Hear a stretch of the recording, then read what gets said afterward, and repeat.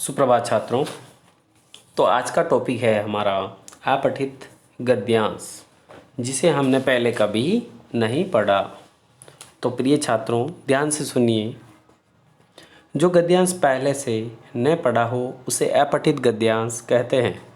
जो गद्यांश पहले से न पढ़ा हो उसे क्या कहते हैं? अपठित गद्यांश। उस गद्यांश के नीचे दिए गए प्रश्नों के उत्तर देने होते हैं। उत्तर देने के लिए इन बातों को ध्यान में रखना चाहिए। गद्यांश को 2 बार पढ़ें। कितने बार? 2 बार। फिर उसका अर्थ समझने की कोशिश करें, ट्राई करें, अंडरस्टैंड। मुख्य बातों को आप पेंसिल से रेखांकित करें। फिर जो प्रश्नों के उत्तर है जो नीचे दिए गए होते हैं गद्यांश के, उन प्रश्नों को पढ़ें और गद्यांश में से उत्तर ढूंढें। सटीक और कम शब्दों में उत्तर लिखना है। कम शब्द का मतलब गद्यांश में जो लाइनें होती है उनमें से भी कम शब्दों में आंसर, शॉर्ट टाइप में आंसर देना होता है। तो देखिए छात्रों, हम गद्यांश के बारे में चर्चा कर लेते हैं। गद्यांश पढ़कर प्रश्नों के उत्तर लिखना है। Read the passage and answer the questions. प्रातःकाल का दृश्य बहुत ही सुंदर होता है। इस समय असमान आसमान सुनहरी किरणों से भर जाता है। ऐसा लगता है मानो भगवान ने आसमान पर सोना बिखेर दिया हो। ध्यान से सुनिए छात्रों। उस समय अनेक पक्षी अपनी मधुर चहचहाहट से सबको जगाते हैं। इस समय शीतल और मंद वायु बहती है। ऐसे वातावरण में सैर करना बहुत ही अच्छा लगता है। सुबह सुबह खिले फूलों की सुंदरता देखने ही बनती है, यानी खुशबू। सुबह के समय सैर करने वाले व्यक्ति पूरे दिन तरोताज़ा रहते हैं। तो सवेरे के समय हमें घूमना चाहिए। तो सवाल है, प्रातःकाल का दृश्य कैसा होता है? शॉर्ट टाइप आंसर होगा, प्रातःकाल का दृश्य बहुत सुंदर। आसमान कैसा लगता है? आसमान ऐसा लगता है जैसे भगवान ने आसमान पर सोना बिखेर दिया है।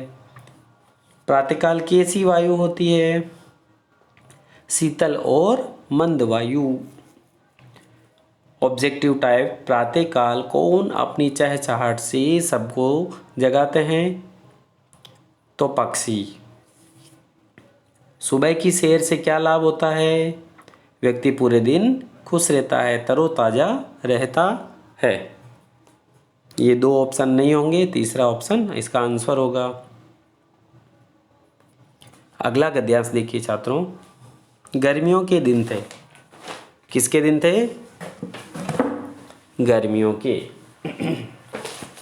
तो ईसा के पापा जी छत पर पक्षियों के लिए दाना और पानी रख रहे थे।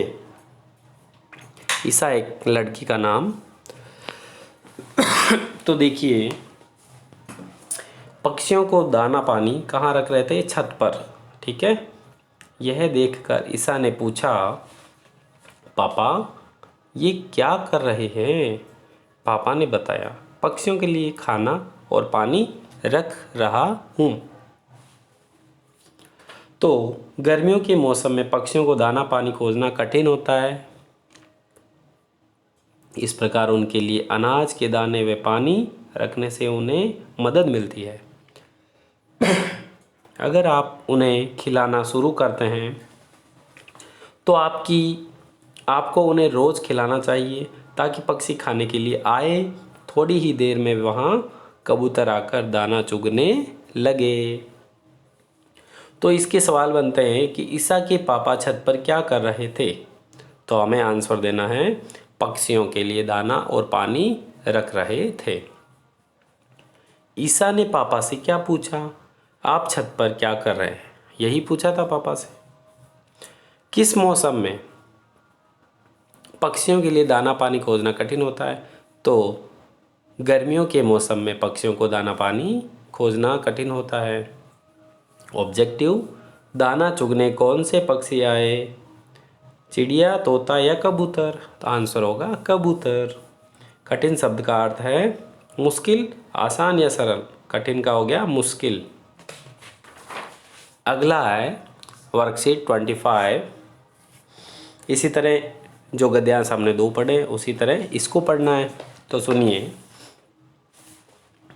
राजू स्कूल बस से उतरा और मस्ती से अपने घर की ओर चला। ध्यान से सुनना। राजू स्कूल बस से उतरा और मस्ती से अपने घर की ओर चला। 2 कदम चलते ही वह धड़ाम से गिर गया।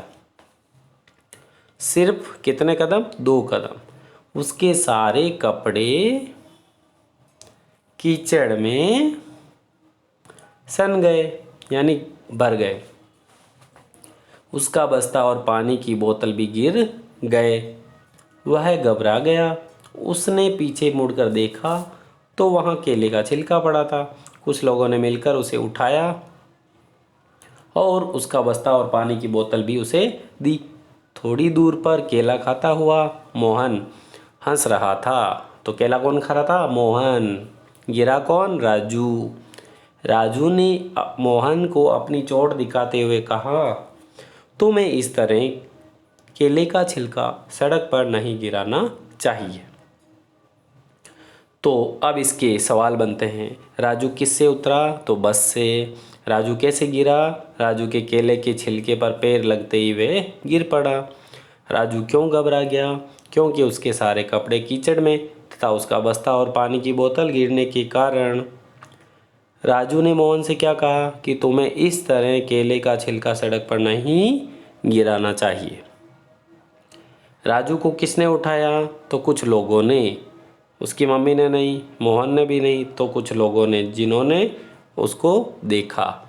तो इस प्रकार इस वीडियो को आप ध्यानपूर्वक सुने और सवालों के आंसर दें और समझने का प्रयास करें। धन्यवाद।